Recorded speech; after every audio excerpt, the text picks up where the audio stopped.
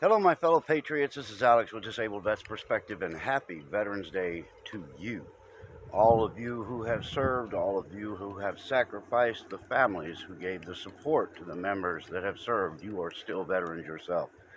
It's a it's a tough life being married to a veteran. You never know when they're gonna have to get that call at 2 in the morning and give you a kiss and be on their way, and you just don't know if they're gonna come back. So for you folks that are family members of veterans, when I say that, oh well, it's the spouse that served, and yeah, you all served. So thank you for your support. God bless everybody who has served, and may all of those who have sacrificed rest in peace and have forever long life and salvation. All right, wanted to wanted to come on here and just basically just say hi. Veterans Day. Let you know that I guess you can see my cloud cover. So, it's because Pete and I plan on doing fact fiction and beyond. And, it's the Russians. They want to try to hinder that, so they put some clouds over me. We'll see. Give it everything I got tonight, try to get a signal out, and we'll do the fact fiction and beyond. But as far as the election goes, do we know who our president is? Why, yes, we do, actually. The left doesn't. They're quite certain that their Muppet, their hand-controlled puppet. I just feel sorry for that person that has her hand shoved all the way up that ass to run the little mouth parts. But they're convinced that the media has decided our presidency and that we just need to shut up and accept it. Oh, like they did. Ugh.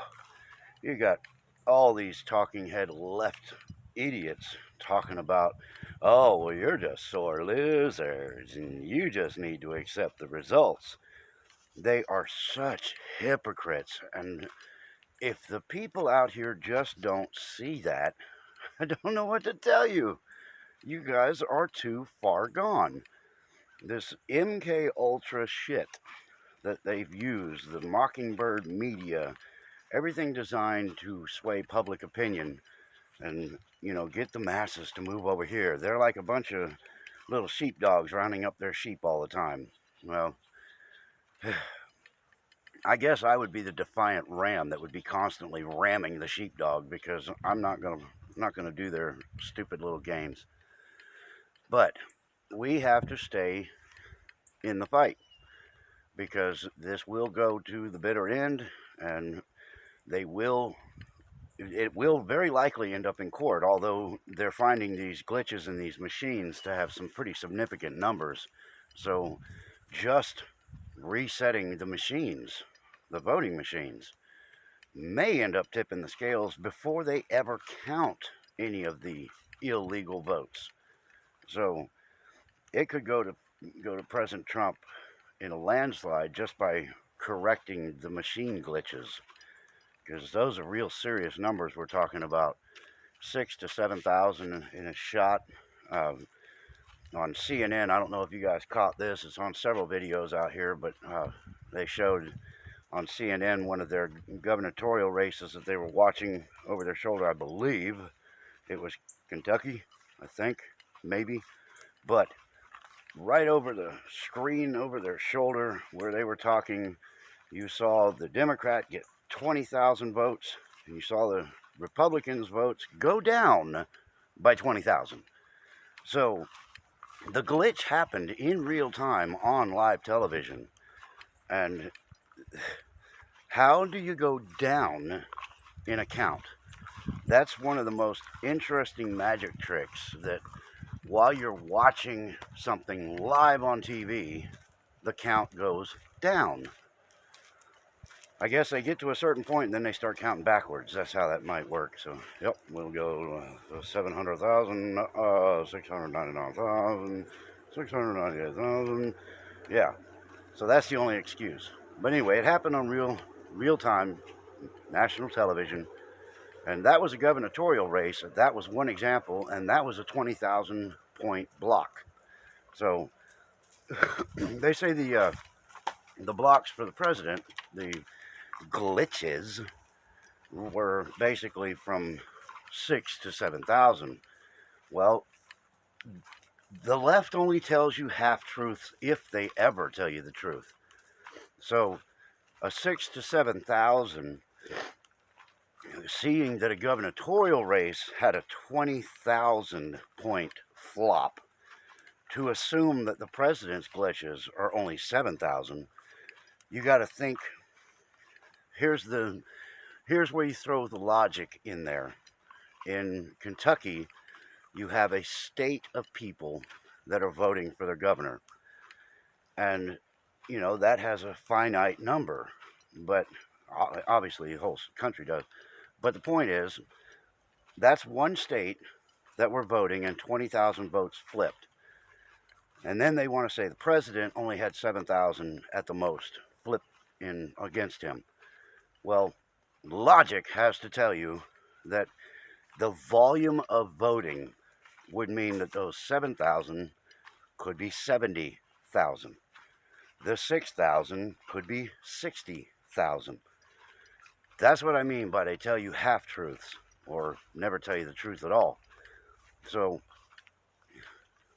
we got to use logic when we think about what's going on. We have to use basic common sense and understand that the manipulation is really intense right now, because the media has been told you need to sway the public into believing what we're saying. And, well, if you don't, you're going to die. So I'm sure there's some threats. Do whatever it takes. Look at Fox. I mean, look at them. They have taken a dive because of their stupidity. But some of us saw this coming and kind of saw through the persona of bullshit. Even the ones that are, I don't mind these people on Fox. I think these people are pretty cool. I want you to just think about something. Look at the management.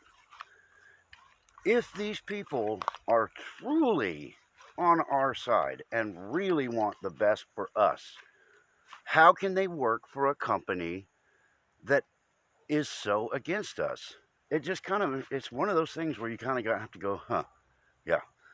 So if they're willing to toe the line, then I don't have time for them.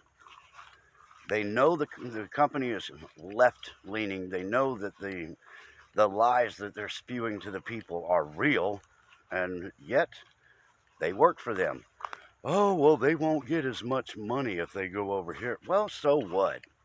There's a little thing called integrity, and I walked off a pretty good paying job when I was younger because, well, I had to tell the boss to kiss my ever-loving ass. And I lost a bit of money, and I went to a job that paid less, but I was feeling pretty good. I was all right. But that's what I'm saying. This excuse that it's money. Look at Tucker Carlson. He's got all these followers, and he could walk away from Fox News, and he could walk right into Newsmax or OAN probably without even passing go or collecting 200. I mean, knock on the door, they'd open it and grab him by the tie and jerk him into the room. I think that could happen. So why the hell is he staying at Fox News? There is the question. If they're supposed to be really concerned about the conservatives and the well-being of this country, then they would walk away. And, they're not doing it. So that's my question. I don't have time for it if this whole thing is a charade. Just piss on them all. We'll stick to getting our news from our own research and combing through government documents and all the stuff that we do to get what we get, and then try to get it out to you as best we can. The difference between us out here on the tubes and mainstream media is we don't have anything to lose. What difference does it make to us? We don't get paid for this shit. We don't need to worry about our salary. So it's in our best interest to get you the information that you need so that you can make educated decisions in how you move forward in life. So anyway, man, it is really muggy out here. You would think we had a tropical storm coming up our ass or something. But anyway, that's really all I got. I just want you guys to be eyes open, head on a swivel, stay alert, because we've got this thing. The courts are going to have to decide it, but visually, I mean, with the exception of the media hiding it, you can see it right in front of your face. And, you know, the media is so desperate, you can hear it in their voice when they're interviewing a conservative. So, come on, pup. Let's go. But anyhow, Phil, a duck, walking through the woods. All right, y'all. That's what I got. If you like what I have to say, make sure you tell your friends about me. Hit the little thumbs up on the way out the door. And I don't know what else to say. We gotta circle the wagons. Oh, and if you're going up to DC on the 14th, God bless you. Somebody needs to represent me up there, like I did in Virginia, to the people that couldn't make it. I need somebody to stand tall. All right, really, all I got. Talk to y'all later. Stay in the fight.